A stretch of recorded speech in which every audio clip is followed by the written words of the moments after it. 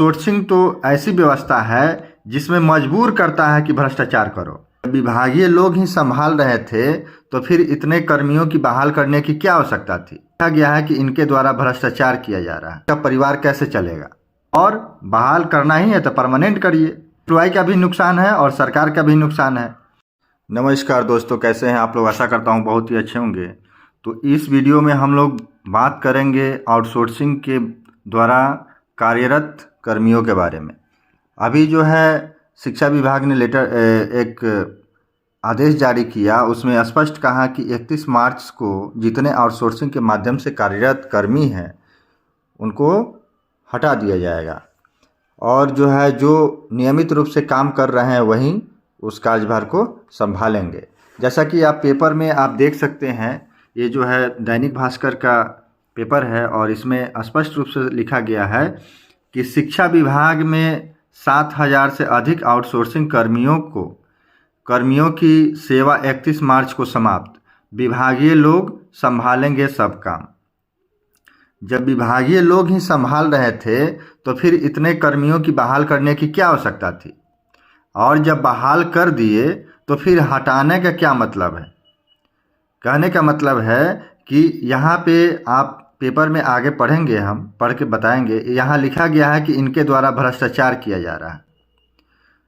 तो क्या हटा देने से भ्रष्टाचार खत्म हो जाएगा या पहले भ्रष्टाचार नहीं हो रहा था।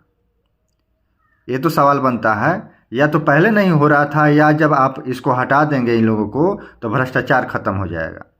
कहने का मतलब है आउटसोर्सिंग तो ऐसी व्यवस्था है जिसमें मजबूर करता है कि भ्रष्टाचार करो। पहले तो इन लोगों को जो तय मानदेय होता है उतना मिलता नहीं है और उसके बाद में उससे कटौती करके जीएसटी और बहुत प्रकार के सर्विस चार्ज ये सब काट करके तब उन लोग को दिया जाता है।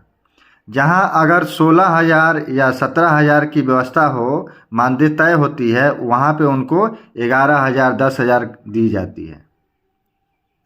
और आप समझिए कि एक एम्प्लॉय का अगर आप 10,000 दे रहे हैं तो उसका परिवार कैसे चलेगा। तो सरकार को ये व्यवस्था तो खत्म कर देना चाहिए पूरी तरह से और बहाल करना ही है तो परमानेंट करिए। आपको एजेंसी के माध्यम से बहाल करने की आवश्यकता होनी ही नहीं चाहिए, क्योंकि एजेंसी जो है पर एम्प्लॉय 4,000 5,000 रुपया कटौती कर लेता है। तो उसमें जो है एम्प्लॉय का भी नुकसान है और सरकार का भी नुकसान है। तो कहने का मतलब है, चलिए इस पेपर में क्या लिखा हुआ है इसमें हम पढ़ते हैं। तो नीचे लिखा हुआ है शिक्षा विभाग में 31 मार्च को आउटसोर्सिंग सेवा समाप्त हो जाएगी। इनकी जगह विभाग के अधिकारी और कर्मचारी ही करेंगे काम। फिलहाल विभाग में करीब 7,000 आउटसोर्सिंग कर्मी हैं। इनकी सेवा तयशुदा अवधि से 1 वर्ष पहले ही समाप्त हो रही है। अब बताइए, एजेंसी के द्वारा जो तय की गई थी और सरकार के बीच जो तय हुआ था कि उससे पहले जो है खत्म कर दिया जा रहा है। कर्मियों का कहना है कि करार के मुताबिक 1 अगस्त 2026 तक हमारी कार्य अवधि है।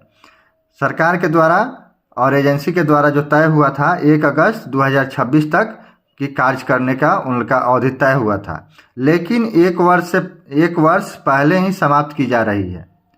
और नहीं होता है कि मुंह में रोटी दिखा करके और छीन लेना, यही सरकार कर रही है। पहले तो दावा करती है कि हम इतना नौकरी दे दिए, उसके बाद में उनका नौकरी छीन लेना है। क्यों खत्म हो रही है व्यवस्था, तो इसमें शिक्षा विभाग का कहना है, शिक्षा विभाग में पूर्व अपर मुख्य सचिव के पाठक ने आउटसोर्सिंग पर कर्मचारी नियुक्त किए थे। इनके भ्रष्टाचार की शिकायत मुख्यालय को लगातार मिल रही थी, इसी वजह से इन्हें हटाने का निर्णय लिया गया। तो हमारा ये कहना है कि क्या पहले भ्रष्टाचार नहीं हो रहा था शिक्षा व्यवस्था में, इन्हीं लोगों के आने से हो रहा है। अगर इन लोगों के आने से हो रहा है तो सब तो नहीं भ्रष्टाचार कर रहे होंगे। जो कर रहे हैं उनको सजा दीजिए, कि सबको हटा देना कहाँ तक उचित है। और पहले तो उनके मुंह में निवाला डालते हैं और उसके बाद में छीन लेते हैं, तो ये सब सरासर गलत चीज़ है। वीडियो कैसी लगी दोस्तों, आप लोग कमेंट जरूर करिए और आप लोग इस विषय में क्या विचार रखते हैं अपना कमेंट जरूर करें। वीडियो को लाइक करिए, चैनल को सब्सक्राइब करिए। जय हिंद, जय भारत।